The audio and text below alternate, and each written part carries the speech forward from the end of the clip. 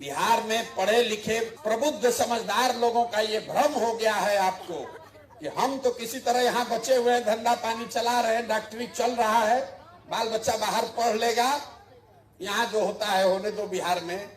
मेरे भाई, आपका भी जड़ खत्म हो जाएगा।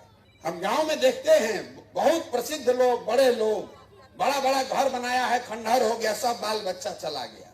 अगर आप नहीं जगिएगा, अगर आप अपने आने वाले पीढ़ी के लिए कुछ नहीं कीजिएगा तो आपके बाद आपका नाम लेने वाला भी यहाँ कोई नहीं बचेगा। बंगलोर में और अमेरिका में, दिल्ली के किसी फ्लैट में बहुत बड़े आदमी है तो फार्म हाउस में आपका बच्चा रह सकता है, लेकिन आपका जो अभिमान है, आपकी जो जमीन है, आपका जो जड़ है, वो नहीं बचेगा। जब जहाज डूबेगा तो उसमें बैठा हुआ हर आदमी डूबेगा, आपका केबिन नहीं बच सकता है। पलायन का दंश सबको डसेगा। इतने फर्क है कि गरीब का लड़का मजदूरी करने जा रहा है, आपका लड़का बाहर पढ़ने और नौकरी करने जा रहा है। जा तो दोनों का लड़का रहा है।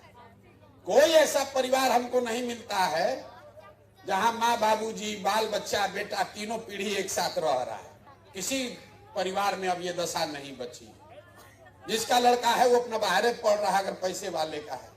तो मैं आपको यही अनुरोध करूंगा, आपके हक में आप पैसा कमा रहे हैं, घर बना रहे हैं, बिजनेस फैला रहे हैं, कीजिए, लेकिन आपका अगर जड़ बचाना है तो थोड़ा सा, जरूरी नहीं कि हर आदमी राजनीति में आ जाए, लेकिन राजनीतिक तौर पर थोड़ा सजग होइए। आंख बंद करके किसी का झंडा मत ढोइए। आंख बंद करके ड्राइंग रूम में बैठ के ये मत कहना शुरू कीजिए कि बिहार का तो कुछ नहीं हो सकता है। एक अच्छा आदमी जब चुनाव लड़के हारता है, आपको लगता है क्या करे, बढ़िया ही प्रोफेसर खड़ा हुए थे, हार गए, 4000 वोट आया।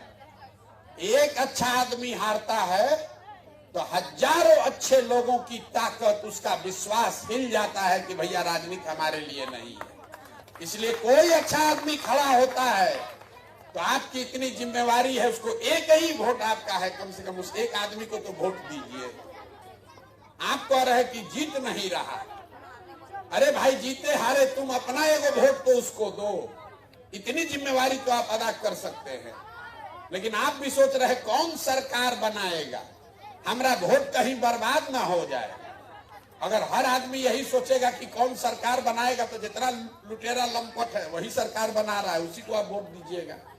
तो मेरा आपसे अनुरोध यही है कि अपने और अपने बच्चों के लिए सजग होइए और कम से कम कोई हिम्मत करके सरकार में, समाज में खड़ा हुआ है, आप उसको एक वोट से ही मदद कर सकते हैं, एक वोट से ही मदद कीजिए।